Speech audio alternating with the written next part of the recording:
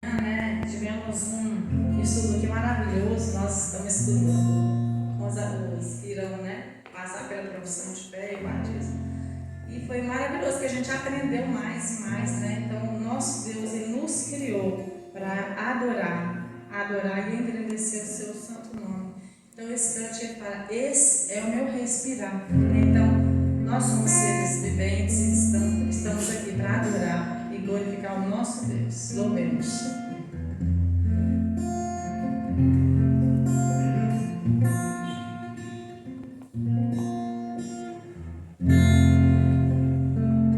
Este é o meu respirar,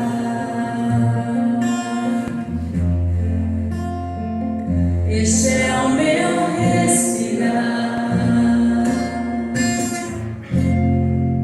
Deus Santo Espírito vivendo em mim.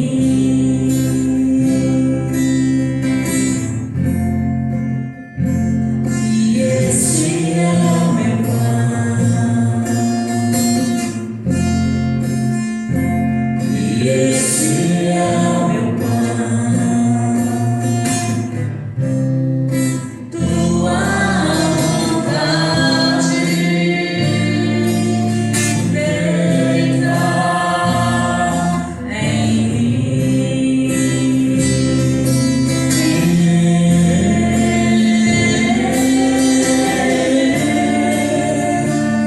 Eu nada sou sem ti.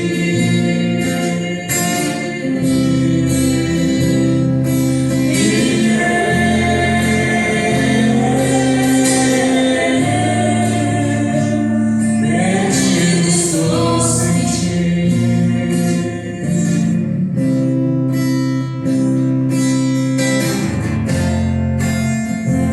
Este é o meu respirar,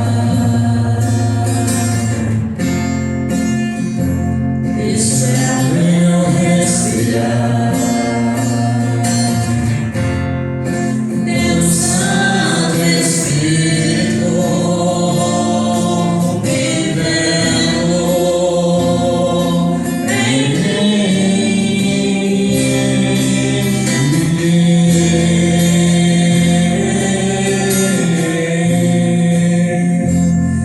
Eu nada sou sem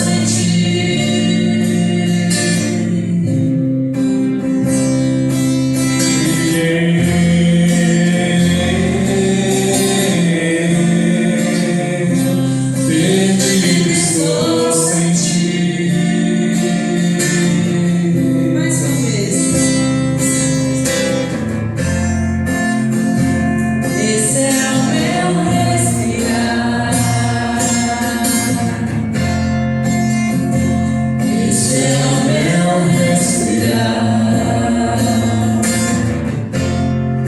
Deus Santo Espírito vivendo em mim.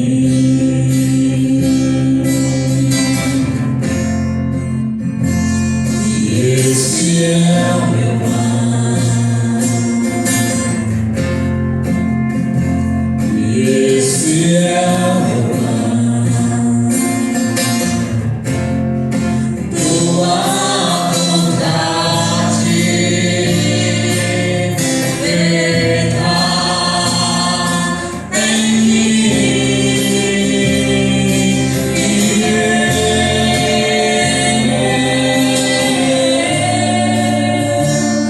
Eu nada sou sem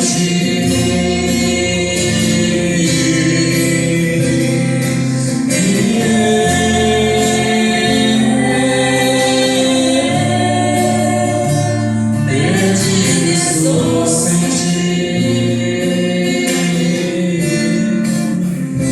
perdido estou sem Realmente, sem o Senhor, nada podemos fazer. E Deus, no seu infinito amor, Ele dá seu Filho. Jesus, Ele vai na cruz, Ele derrama seu sangue para lavar o nosso pecado. Então, Ele nos purifica de todo o nosso pecado. e faz cada um de nós, né, alvo como a neve. Louvemos a esse cântico. Hoje você é livre, livre. Então, louve ao Senhor.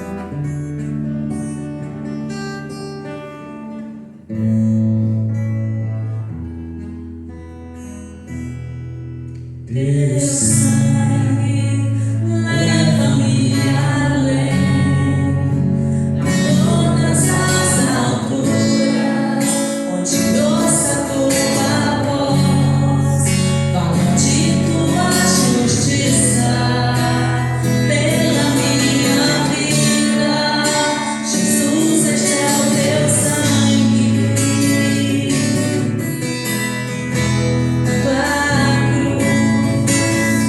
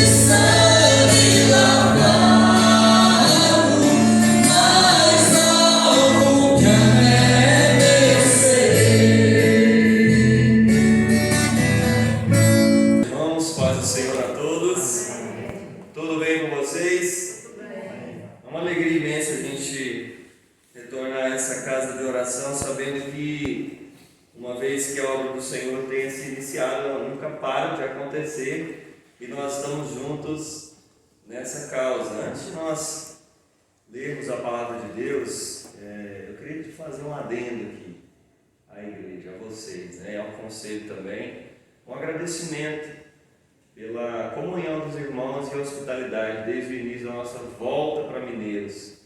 Nós precisávamos de um tempo de refrigério e esse tempo aconteceu com os irmãos. Foi muito gratificante, foi muito alegre para mim e para minha família. Tenho certeza que os irmãos fizeram parte de um grande crescimento, tanto espiritual quanto em relação à maturidade em si, para a minha casa, para a minha residência. E hoje nós somos frutos da hospitalidade, da comunhão dos irmãos, também agora em outro local.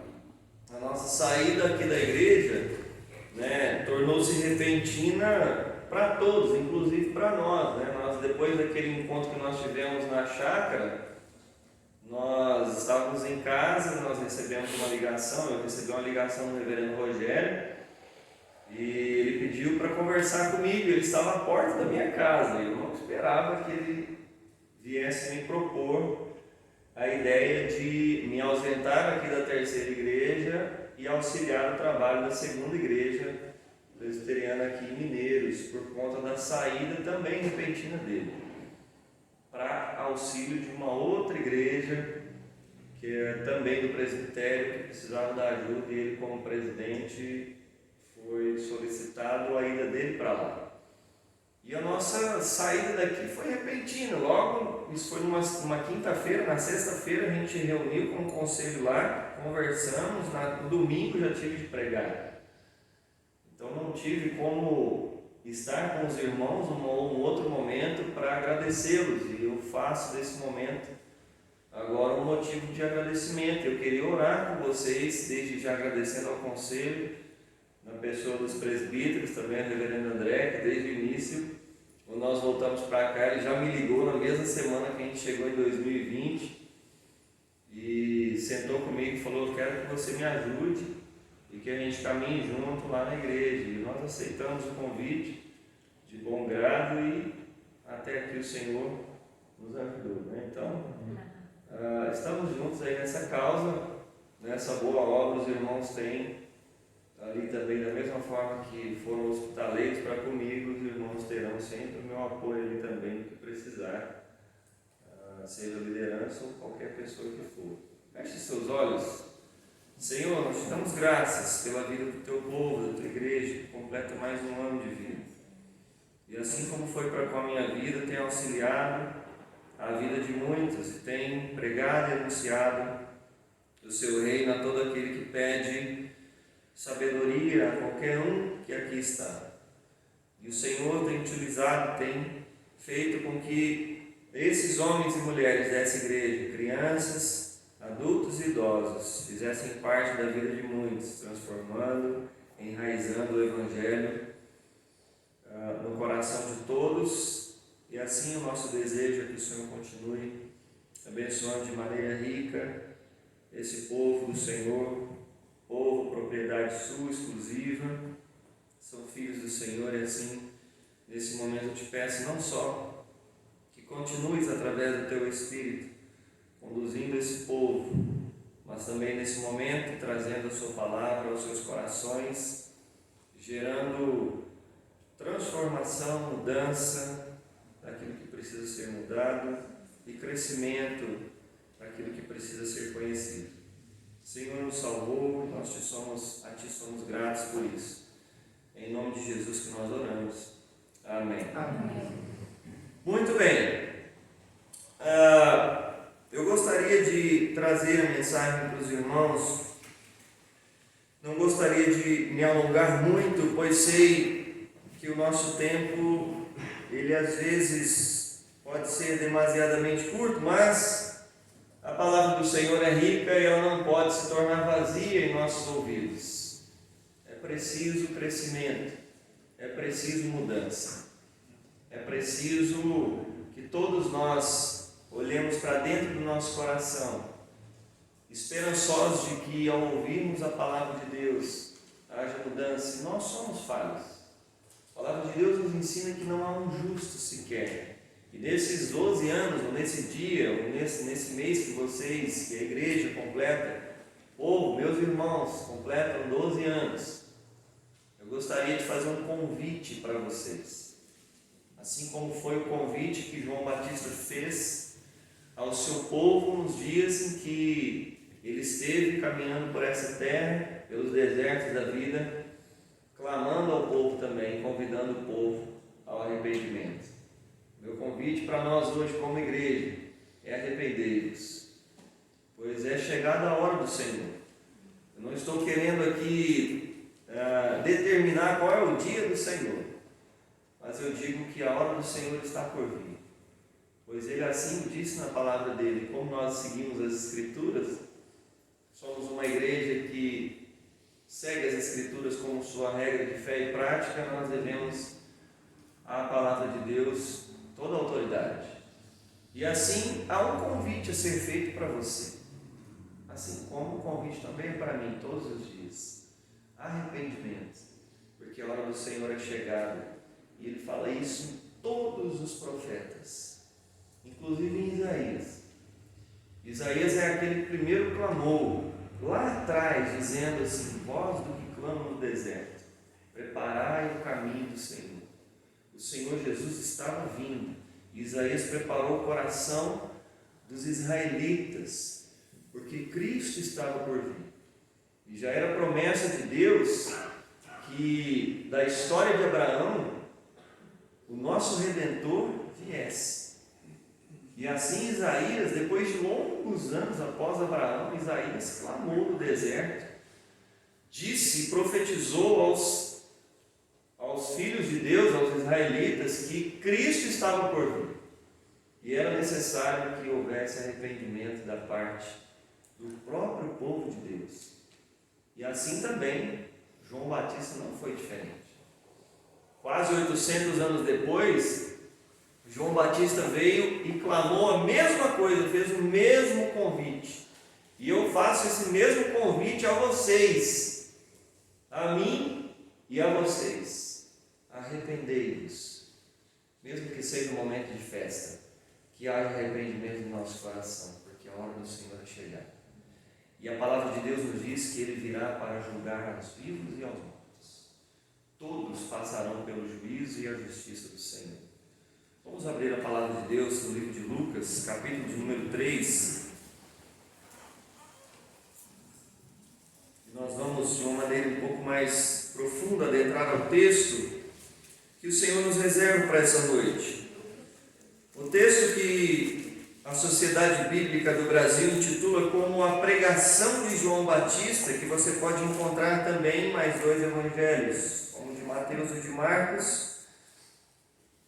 E aqui João Batista dá os primeiros passos ao livro Santo do Senhor. É onde ele começa o seu ministério, é onde ele dá início ao seu ministério, é onde ele vai direcionar o seu ministério longe das nações, longe das circunvizinhanças, longe das cidades, próximo ao Rio Jordão.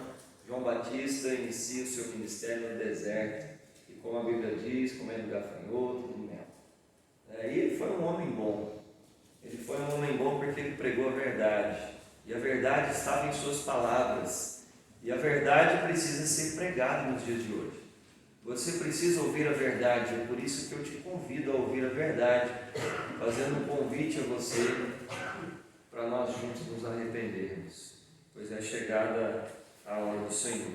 A palavra do Senhor nos diz assim: no 15º ano do reinado de Tibério César, imperador, sendo Pôncio Pilatos governador da Judéia, Herodes, tetrarca da Galiléia, seu irmão Filipe, tetrarca da Itureia, e Traconites e Lisânias, tetrarca de Abilene, sendo também sumos sacerdotes Anás e Caifás, veio a palavra de Deus a João, filho de Zacarias, no deserto.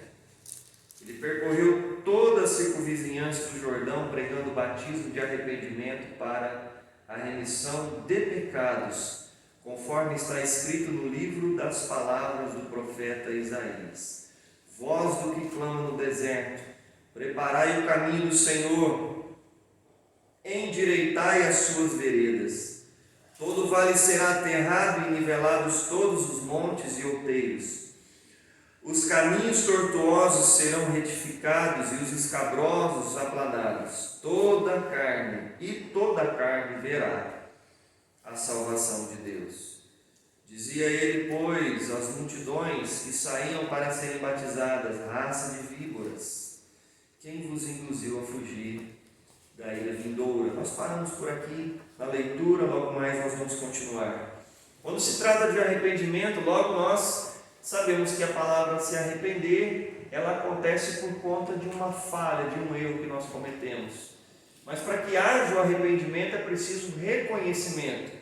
Para que você possa se arrepender de algo que você tenha feito, você precisa ter no seu coração e principalmente na sua mente o seu erro esclarecido. E é por isso que tanto Isaías quanto João Batista pregavam e anunciavam e clamavam e gritavam e rogavam no deserto ao povo para que o povo se arrependesse, porque eles precisavam ouvir que eles estavam vivendo de uma maneira errada, que eles estavam vivendo de uma maneira não coesa com as Escrituras, eles não estavam vivendo condizentemente com aquilo que a palavra de Deus dizia, e eles precisavam ouvir que eles estavam errados, eles precisavam ouvir o anúncio daquele que clamava sobre os erros deles. É como o seu pai que fica repetidas vezes dizendo para você que você está fazendo aquilo que está fazendo de uma maneira errada e provavelmente você vai quebrar alguma coisa. E aí você sente dores, aí você cai, aí você, ao desobedecer, você percebe o erro que você cometeu, e aí você chora. A criança chora. E esse é o primeiro ponto do arrependimento dela. Ela fica pensando no coração: por que é que eu dei continuidade àquilo que meu pai falou para mim parar de fazer? O chorar é o primeiro passo aí para quem se arrepende.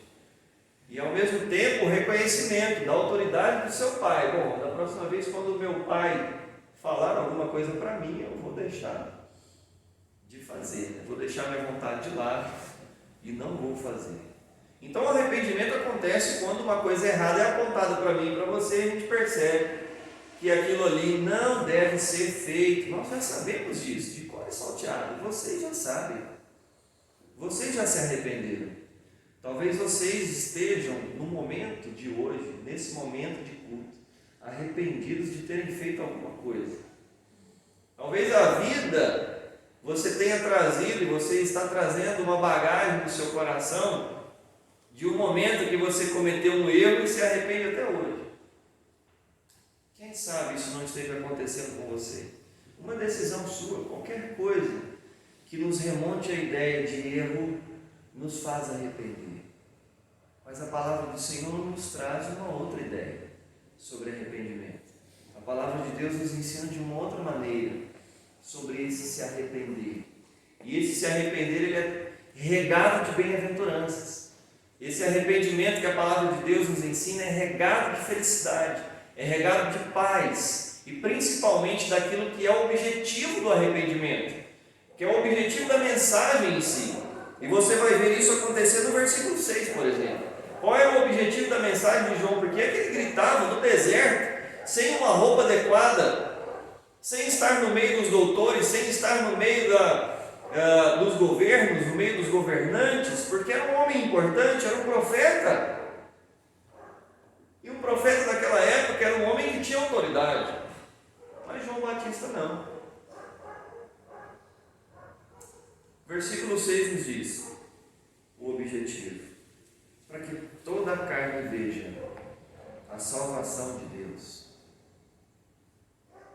Para a palavra de Deus, o arrependimento é necessário para que toda a carne, todo o nosso eu, toda a nossa existência, todas as nossas ações compreendam que a salvação do Senhor acontecerá àquele que se arrependeu e criou no nome do Senhor Jesus. Disso nós já estamos cansados de saber. É ou não é verdade? Mas o objetivo da pregação de João Batista era essa. Para Isaías também lá atrás foi. Para João Batista é o mesmo objetivo. Abrir as portas para que Jesus pudesse chegar e então batizar as pessoas com o seu Espírito e com o fogo da justiça, que é o fogo de Deus. É aquele fogo que queima todo pecado e queima aqueles que não se arrependem. É a justiça de Deus. Mas aqui a palavra de Deus nos traz algumas ideias interessantes e é preciso ressaltar. Por exemplo, era a era dos governantes. Já não existia mais uma pessoa única que governava, como Davi governou. Como por exemplo,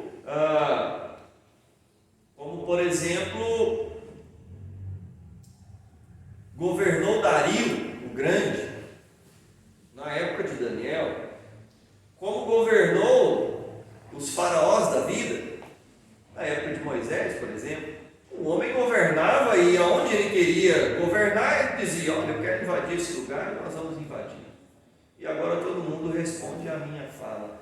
Essa era de João Batista era uma era diferente, era um momento da história diferente, um momento onde as autoridades estavam sendo divididas a diversas pessoas, inclusive as autoridades dentro da nação israelita. Haviam vários tetrarcas, já não era mais o governo sobre o ombro de Herodes o Grande, que era louco da cabeça. Agora o governo está sobre os ombros de outros doidos, né? No caso aqui, Herodes, um dos seus filhos, que também era doido.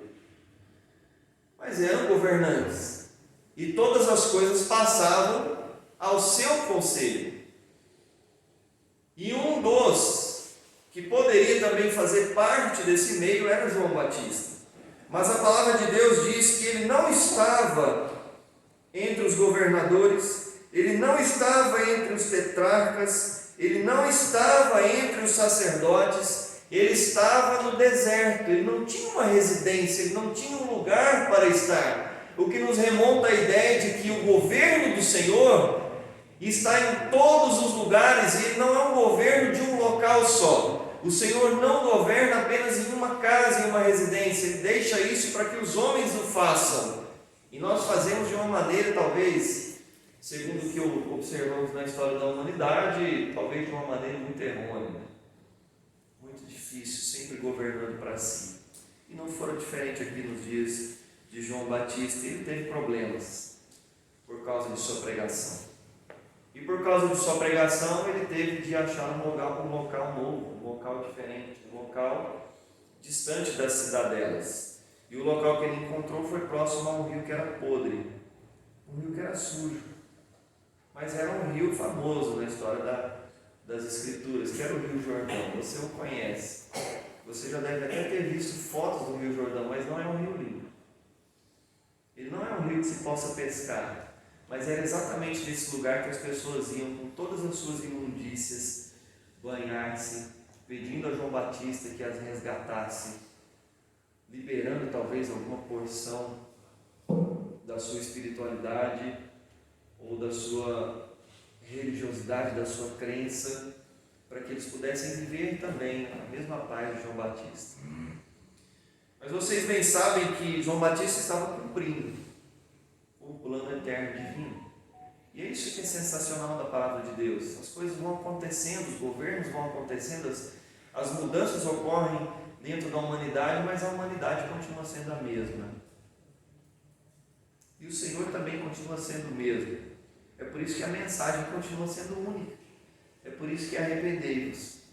E é por isso que eu convido você a se arrepender no dia de hoje, porque a mensagem continua sendo a mesma. Porque Cristo ainda não voltou. E é necessário que eu e você, todos os dias, nos recordemos daquilo que Jesus fez por nós nas Escrituras. E o Rio Jordão está ali. Assim como eu e você, nós batizamos, assim como nós passamos pelas águas e também o nosso coração se arrepende, e dedicamos agora e passamos a dedicar a nossa vida ao Senhor. Assim era na época de João Batista. Mas existem alguns detalhes aqui para nós entendermos o sentido real do arrependimento. Talvez você não tenha compreendido ainda. Talvez você tenha dito da boca para fora que arrependimento aconteceu na sua vida. Talvez você observe pessoas dizendo que já estão arrependidas, mas a conduta continua a mesma. Parece que não houve mudanças. Parece que as características daquela pessoa continuam a mesma. Ela frequenta os mesmos lugares, as palavras não mudaram, o escárnio, as dificuldades que ela possuía, os vícios, aquilo que ela endeusava outrora, aquilo que ela se dedicava outrora, continuam sendo as mesmas coisas. E aí você fica se questionando, mas não arrependeu, não batizou? Cadê a mudança? Não deveria existir mudança aí? É exatamente nesse ponto que uma das palavras, obrigado querido, que uma das palavras de João Batista torna-se, ou tem o seu sentido aqui claro. Olha o versículo de número 7.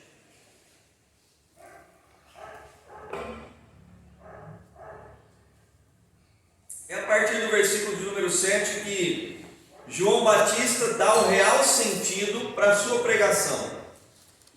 É a partir do versículo 7 que você vai entender a mensagem de João Batista, quando ele dizia: arrependei-vos, pois é chegada a hora, arrependei-vos para a remissão de pecados. Vocês precisam se arrepender dos pecados, conforme está escrito no livro de Isaías. Eu estou aqui preparando o caminho do Senhor, endireitai as suas veredas. Todo vale será aterrado e nivelados todos os montes e outeiros, os caminhos tortuosos serão retificados e os escabrosos aplanados.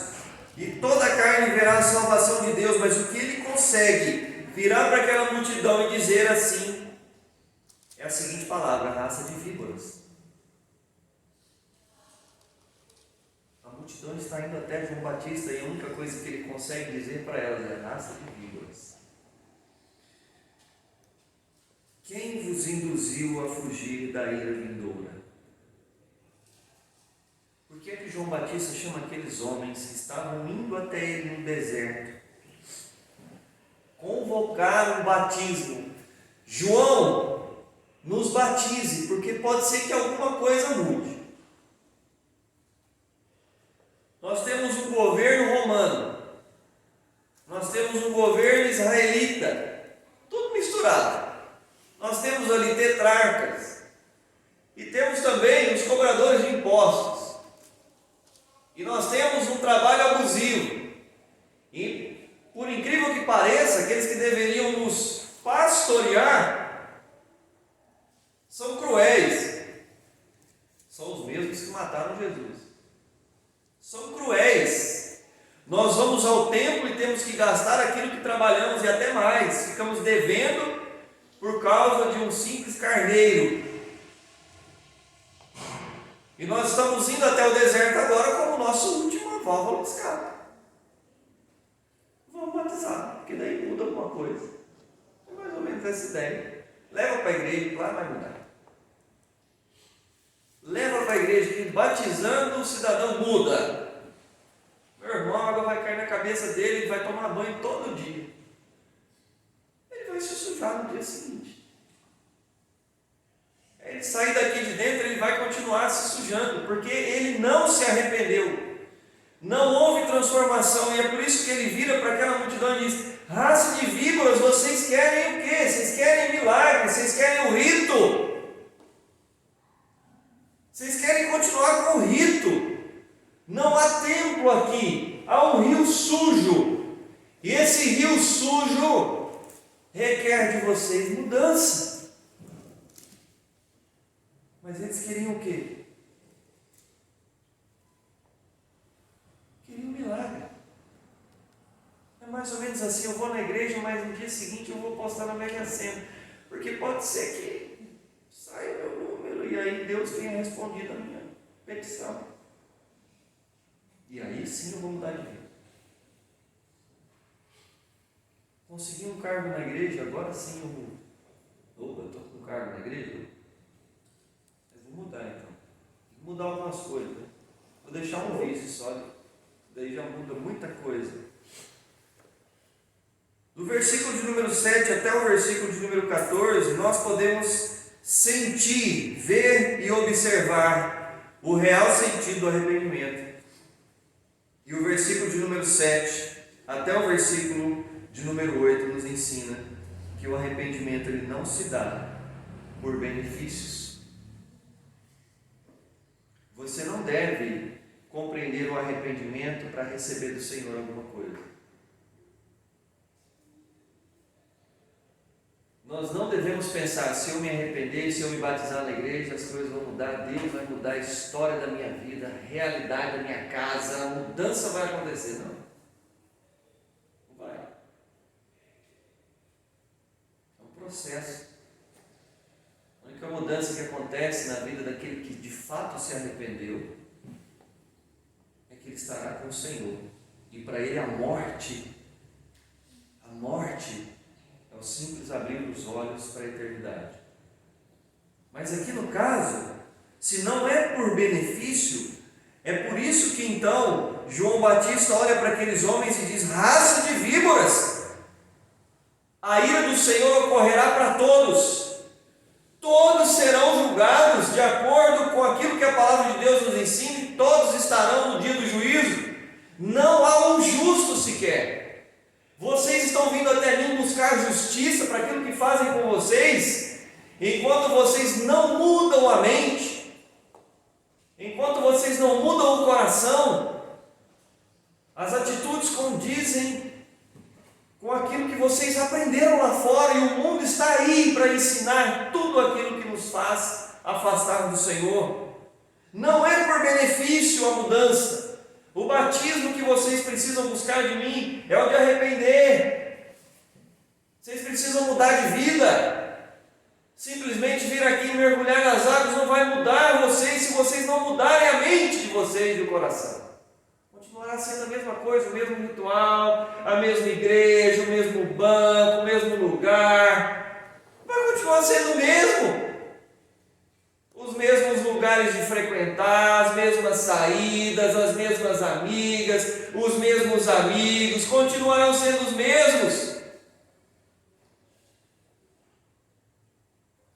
Bem-aventurado o homem que não anda no conselho dos ímpios, não se detém no caminho dos pecadores, nem se assenta na roda dos escarnecedores, porque ele entendeu que não acrescentará nem um côvado à sua vida, nem 1 metro à sua vida, nem 50 metros, nem 50 anos, ele perder o seu tempo vivendo as regalias do mundo. Raça de víboras, estão buscando na igreja um processo milagroso, um processo de mágica, um rito. Querem a marmita pronta, estão vindo até o Rio Jordão, vocês chegaram ao cúmulo de vir ao deserto e pedir uma mudança.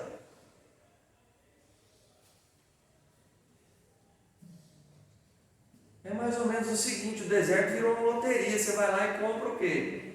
Você compra lá 2, 3 cartelas e você aposta. Vai que dá certo. Vai que muda alguma coisa. Não é benefício. Não são as benesses. Nós não nos arrependemos pelos benefícios, senão não é arrependimento.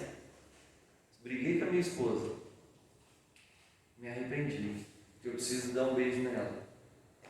Aí eu preciso sair com os meus amigos, eu briguei com a minha esposa, o que eu faço? Me arrependi de ter brigado. Não tem arrependimento aí. Arrependimento é aqui e aqui. Precisa entender por que você está arrependido. Por que você está me pedindo desculpa? Por quê? Por que você está me pedindo perdão? Você está arrependido por quê? Você está no meio do deserto aqui. Você quer comer gafanhoto comigo? Vamos comer junto? Você vai entrar aqui no Rio Jordão? Vamos entrar, mas você está arrependido de quê? Raça de víboras, vocês estão espreitando para ver se vocês conseguem um milagrezinho de um ratinho para vocês poderem devorar.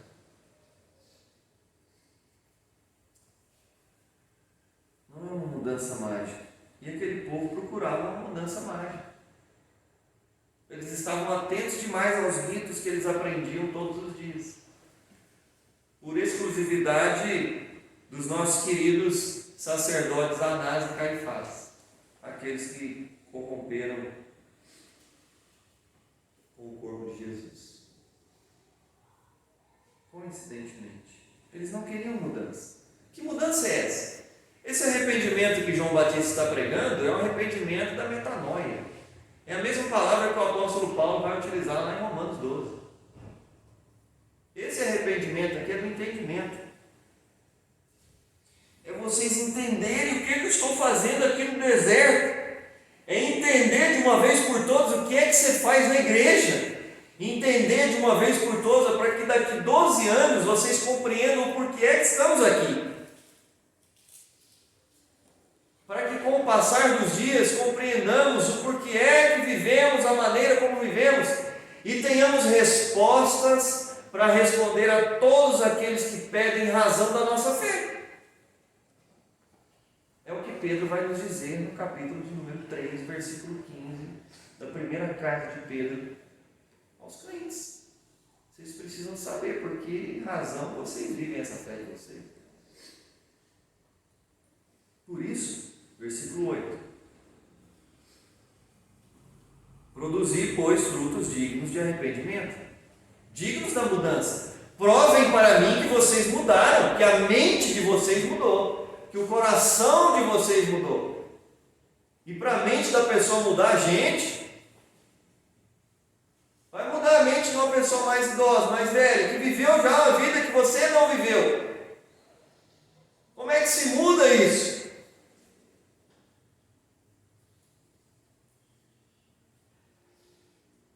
Eles não queriam mudança.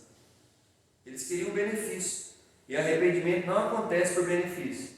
Vou sair com meus amigos. Preciso ter uma noite de amor com a minha esposa. Estou arrependido. Meu bem, comprei até um chocolate.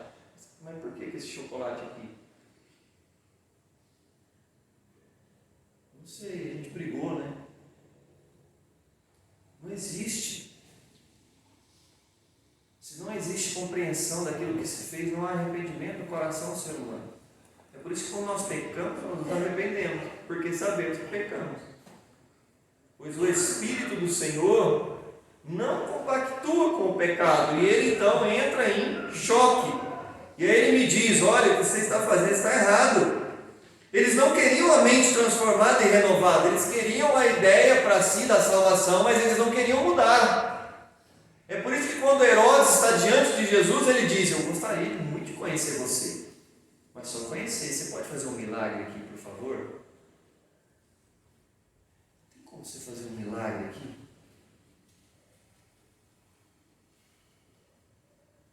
As pessoas fazem isso hoje em dia. Elas vão aos templos e elas querem um milagre. Elas vivem o rito, a passagem, passam ano após ano, mas continuam no mesmo ciclo. Mas os pecados continuam os mesmos. E não há arrependimento. Mudança de mente. É a pessoa olhar para dentro e se falar: eu não quero mais viver isso aqui está errado. Eu quero mudar, eu não quero mais existir nesse mundo assim. Por isso que a ideia de salvação não existia no coração daqueles homens. E é por isso que quando João Batista olha para eles, ele fala: olha, raça de víboras vocês são, vocês estão vindo a mim por causa disso, e não é isso que eu estou pregando. Mas a minha pregação é essa, porque o arrependimento é carregado de efetividade. O arrependimento na vida do homem é carregado de efetividade. Percebam o versículo de número 8: produzir, pois, frutos dignos de arrependimento. Existem frutos que são dignos de você provar que a sua mente mudou, que a sua vida mudou, que você mudou. Isso acontece na sua reação, é naquilo que você faz quando você diz diante de todos: eu agora faço parte do povo de Deus e eu me arrependo dos meus pecados. E não comeceis a dizer entre vós mesmos: temos por pai a Abraão, porque eu vos afirmo que destas pedras Deus pode suscitar filhos a Abraão. Meus irmãos, tem muita gente que fala: eu sou crente. Filho de Deus. É uma historinha muito interessante, eu ouvi na Jocum há uns anos atrás. Talvez a Karen tenha escutado essa história de uma senhora que estava pegando o metrô em São Paulo e um cara veio e surrupiou a bolsa dela e ela gritou de longe: devolva minha bolsa porque eu sou filho de Deus. E o cara na hora parou e voltou e devolveu a bolsa para ela. Essa é uma história, segundo quem contou, é verídica. Tem gente que acha que a vida é assim o tempo inteiro. Sou crente, esse tipo de coisa não vai me afetar. Esse tipo de coisa não vai acontecer na minha vida. Ah não, mas eu já estou dentro da igreja. Estou dentro da igreja, está bem. Anás e Caifás também estavam. Judas estava entre os 12. Pedro também estava entre os 12 e negou Jesus. Mesmo depois de ter dito a Jesus que o amava. Ele teve que passar pela prova de novo. Mas aqui o texto continua. E também já está posto o machado à raiz das árvores. Toda árvore, pois, que não produz bom fruto, é cortada e lançada ao fogo. Existe a ideia de salvação e existe a ideia de perdição. Existe a ideia de inferno. Existe a ideia do sim e seja também o seu não. Uma vez que não houve arrependimento, é não dos céus para aquele que não se arrependeu. Quantas vezes você ouve isso nas rádios gospel da vida? Quantas músicas falam sobre o inferno que está sobre a vida daqueles que não se arrependem?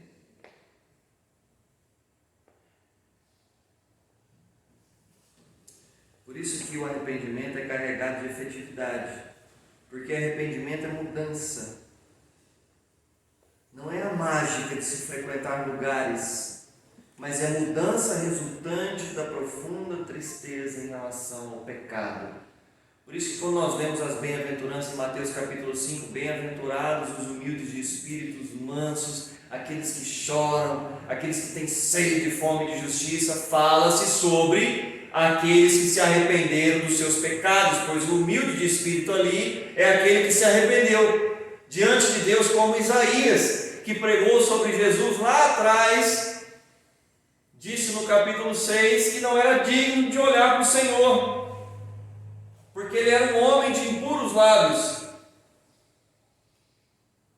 Mudança de mente, resultante da profunda tristeza ocasionada pelo pecado. E o Tiago vai nos dizer que o pecado, ele é fruto da cobiça que existe no nosso coração, desejo desenfreado de possuir, de viver, de existir em algo que não faz parte da nossa vida cristã. E uma vez consumado esse desejo, ele se torna um pecado, e uma vez o pecado consumado gera a morte do ser humano.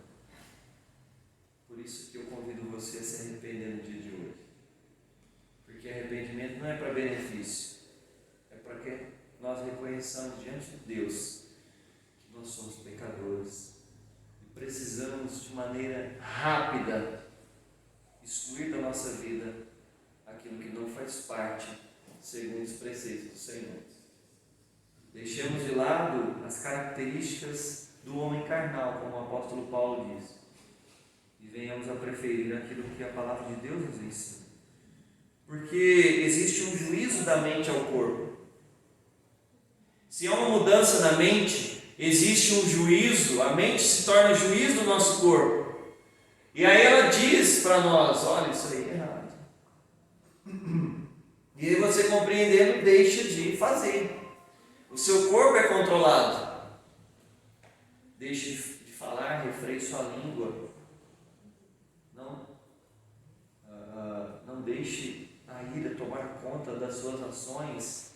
Tome cuidado ao fazer distinção entre pessoas. Tudo isso está lá em Tiago.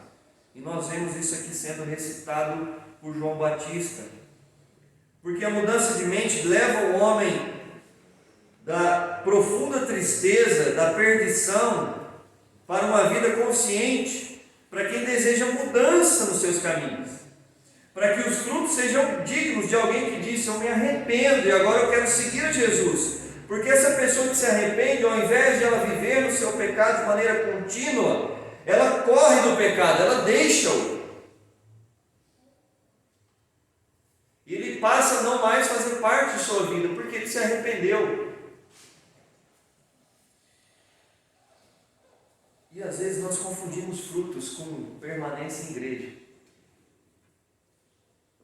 Como uma pessoa que disse para mim um dia: pastor, meu filho está doente, e a doença dele parece ser incurável. Eu vou frequentar cada vez mais os cultos agora, para que o Senhor possa me beneficiar. Isso não é arrependimento. Eu disse para ela: minha irmã, agora é hora de você ficar com seu filho.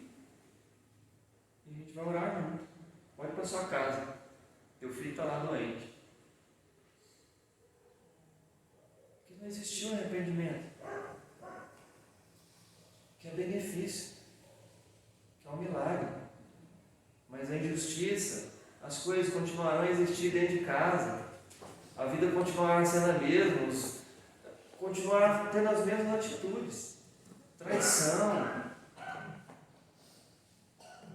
Continuar passando vergonha no meio das pessoas, não tem senso, não sabe como lidar com alguém, não tem paciência, não tem domínio próprio. A pessoa que grita, a pessoa que esperneia, que utiliza de palavras chulas no meio de uma conversa, não muda. Se não mudou, não teve arrependimento.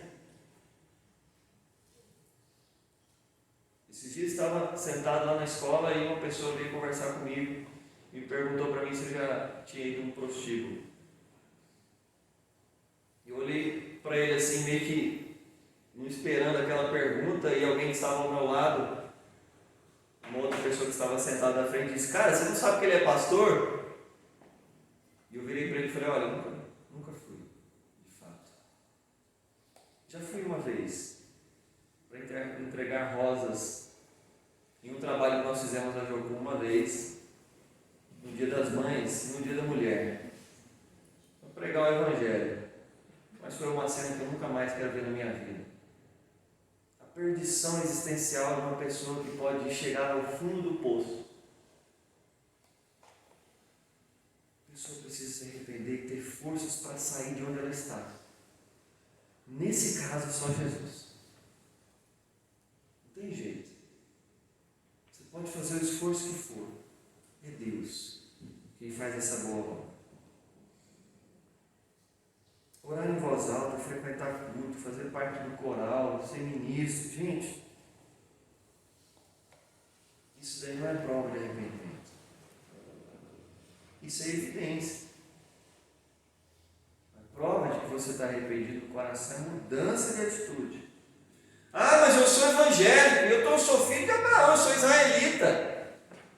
E João Batista vira para eles e falou: gente, não adianta vocês falar isso não, até dessas pedras aqui Deus pode suscitar filhos de Abraão.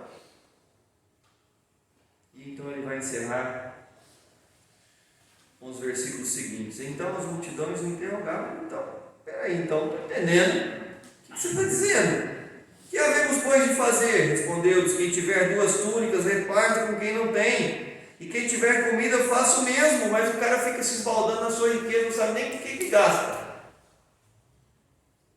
Foram também publicanos para serem batizados e perguntaram-lhe: mestre, o que nós faremos? Somos odiados por todo mundo. Todo mundo odeia a gente. Meu querido, para de cobrar imposto a mais. Olha o que ele responde: não cobreis mais do que o estipulado. Não seria muito mais fácil se vocês cobrassem o preço justo da gasolina? Nós queremos ser adorados pelo povo, mas nós cobramos uma coisa a mais. Quem é que vai adorar? Vai ficar todo mundo dividido. É por isso que Deus é. É por isso que Deus fala, é assim. A salvação virá assim, é só assim.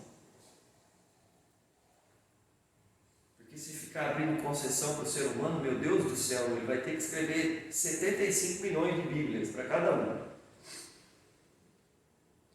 Respondeu-lhes: não cobreis mais do que o estipulado? Também soldados, soldado, Não, soldado sim, soldado é soldado. Se ele é soldado, ele é fardado, então ele tem uma autoridade a mais, né? Ele não é publicano, ele também, né, não faz parte dessa multidão pé rapada aqui que não tem dinheiro. Ele é soldado, ele tem dinheiro, ele tem reconhecimento e ele é fardado. João Batista e nós somos soldados, detentores das regras aqui da população. O que nós fazemos?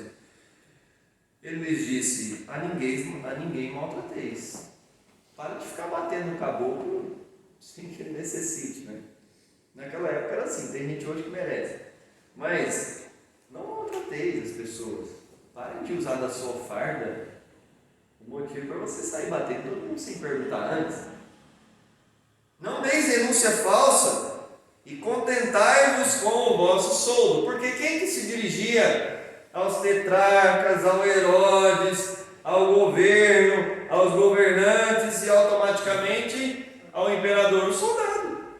É o primeiro que chegava lá. Você não liga para o soldado quando alguma coisa de ruim acontece na sua cara? Ô policial, vem cá, esse é um negócio aqui. É assim. Aí o soldado pode inventar alguma coisa, como inventaram no túmulo de Jesus. É por isso que, em último lugar, a pessoa que se arrepende encontra a fartura no Senhor. Ele deixa de lado todas as suas adorações particulares e ele encontra no Senhor a sua salvação. João Batista no deserto, aqueles que deveriam se prontificar a repartir o que possuem, encontravam no Senhor esse deleite. E ater-se ao que é estipulado também é uma palavra de João para mudança. Olha, você vai encontrar do Senhor as felicidades, as bem-aventuranças, bem-aventurados aqueles que recebem esses pequeninos, pois eles estarão recebendo a mim.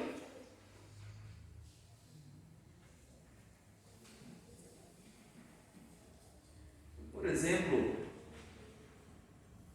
os valores que são estipulados hoje na nossa sociedade,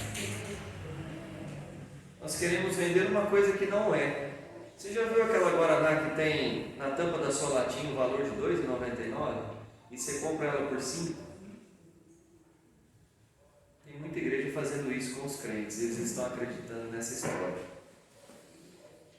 A palavra de Deus é uma só. O convite da palavra de Deus é único. Arrependei-vos, porque a hora do Senhor está chegando. Feche seus olhos. Senhor, nós te agradecemos pela palavra do Senhor, porque ela é única, ela é eficaz para toda mudança. E ela é eficaz porque ela é palavra sua. O Senhor é soberano sobre todas as coisas. E não há porta que se feche que o Senhor não queira abrir e que ela não se abra. Por isso nós rogamos ao Senhor que abra a porta dos nossos corações e a nossa mente para, analisando a nossa vida, ocorra mudança para arrependimento. O que é que estamos fazendo que desagrada o Senhor? O que é que estamos fazendo que desagrada o Senhor? Que o Senhor possa continuar repartindo dessas porções da sua palavra com todos aqueles que estão aqui essa noite e com aqueles que fazem parte, Senhor, dessa igreja, desse campo. Nós te adoramos porque até aqui o Senhor tem auxiliado, tem trazido crescimento a essa geração. Abençoe-nos e nos guarde em Cristo Jesus. Amém.